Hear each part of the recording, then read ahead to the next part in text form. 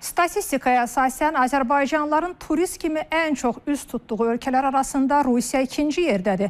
Bu ilin ilk 3 ay ərzində Rusiyaya gedən Azərbaycanlıların sayı 171.961 nəfər olub. Onların sırasına işləmək üçün gedənləri də əlavə etsək bu rəqəm artır. Gələn ayın sonundan isə bu ölkəyə getmək o qədər də asan olmayacaq. Rusiyaya səfər etmək istəyənlər xüsusi QR kod almalıdırlar və bunu səfərdən 72 saat əvvəl etməlidirlər. QR kod almağın çətinliyi bir kənara, o kod hələ giriş icazəsinin olduğu mənasına gəlmir. Rusiya sərhədçilərinin xoşuna gəlməsəz, ən yaxşı halda sərhəddən geri qaytarılacaqsınız. Ən pis halı isə demirəm. Bu qaydalar Rusiyaya vizasız gedən bütün xarici ölkə vətəndaşlarına aiddir. Lakin Azərbaycanlıların Rusiyaya iş arxasınca getdiyini nəzərə alsaq, yeni qaydalar ən çox soydaşlarımıza mənfi təsir edə bilərmi? Ekspertlər hesab edir ki, bu qərar Rusiyanın özünə də ciddi ziyan vura bilər. Fərhad Abdulsalamov özəl şirkətlərdən birində çalışır. Təchizat sürücüsü kimi fəaliyyət göstərir. Deyir ki, Rusiyadan bir neçə ay öncə qayıdıb. Orada bir ilə yaxın işləyib. Bu günlərdə yenidən Moskvaya getməlidir. İldə bir-iki dəfə Rusiyaya gedib gəlirəm. Bir neçə ay sonra yenidən getməyə planlaşdırmışdım. Bu planlar şəxsi məsələlərlə bağlıdır. Əvvəl belə idi ki, asanlıqla biletimi alırdım, sənədlərimi toplayırdım, sərhədi asanlıqla keçirdim. Fərhad Rusiyaya gedişlə bağlı yeni qaydaların tətbiqi barədə məlumatsızdır. Bu səbəbdən növbəti səfərinin baş tutmama ehtimalından narahatdır. Təsəvvür edən nəsə düz getmədi. Bu mənim həm xərclərimə, həm də şəxsi planlarıma mənfi təsir göstərəcək. Hələ ki, bu məsələ məni narahat edir. İndi necə olacaq, nə ilə nəticələnəcək, hələ tam heç bir məlumatım yoxdur. Hələ bəlli deyil. Rusiya səfərlə bağlı qaydalar iyunun 30-dan qüvvəyə minəcək. Belə ki, bu ölkəyə səfər etmək istəyən əcnəbi vətəndaş Gosuslugi RU-ID tətbiqinə daxil olmalı, şəxsi məlumatlarını qeyd etməlidir. Daha sonra gedəcəyi şəhər və səfərlə bağlı məlumatları da bildirməlidir. Son nəticədə sistemdən QR kod təqdim edilir.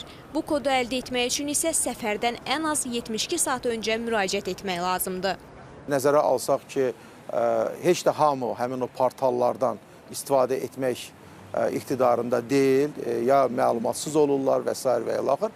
Belə olduğu təqdirdə təbii ki, bu əlavə bir növ, deməyək ki, bu maneədir, amma əlavə bir bürokratik bir əngəllər yaranmış olur həmin şəxslər üçün, sırf prosedurlar nöqteyi nəzərdən. Bu məsələnin həmin o dediyimiz mənfi tərəfidir. Çünki ola bilər ki, şəxs bilet alır, 72 saat qalmış məlumatı verir və sonra da məlum olur ki, bunun girişinə icazə yoxdur, onda bu bileti qaytarmaq məcburiyyətini qalır, bu da əlavə vəsaitin itkisi deməkdir. Amma ekspertlərə görə yeni qaydaların müsbət tərəfləri də var.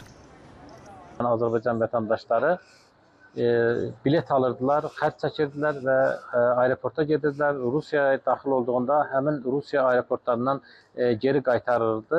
Və təbii ki, burada vətəndaşlar həm maddi, həm də mənəvi ziyan görürlər. Bugünkü gündə bu tətbiqin xüsusi üstün cəhətləri ondan ibarətdir ki, hər kəs Rusiyaya daxil olmadan öncə o ölkəyə buraxılmamayağını daha öncədən bu məlumatı əldə edə biləcəklər. QR kodun müddəti 90 gündür, yəni 3 ay müddətində bu koddan istifadə edib Rusiyaya səfər etmək mümkündür. Amma hələ bununla iş bitmir. Sərhəddə son söz zabitindir. Səfər edən şəxsə QR kod verilsə belə, o bu ölkəyə buraxılmaya da bilər. Bu zaman nə etmək lazımdır? Riski azaltmaq üçün, deməli, Rusiyanın Daxili İşlər Nazirliyinin Dövlət Federal Miqrasiya Xidmətinin portalına daxil olmaq lazımdır. Amma bu Rusiyanın Daxili İşlər Nazirliyinin nəzdində olan deməli portaldan söhbət gedir. Ora pasport göstəricilərini daxil etməklə sorğu göndərmək olar ki, misal üçün konkret olaraq hansısa bir şəxsin ölkə ərazisinə girişi ilə bağlı hər hansı bir məhdudiyyət var, yoxsa yoxdur. Rusiyada qanunsuz miqrasiyaya qarşı mübarizəyə ötən ilin dekabrından start verilib. Ölkəyə gələn əcnəbilərdən təkcə pasport deyil, biometrik məlumatlarda barmaq izləri və digər göstəricilər də tələb edilir. Amma mütəxəssislər deyir ki, bu qaydalar Rusiyaya tez-tez səfər edən azərbaycanlılar üçün maneə deyil. Bəs Azərbaycan ölkəmizə gələn Rusiya vətəndaşlarına analoji qaydalar tətbiq edə bilərmi?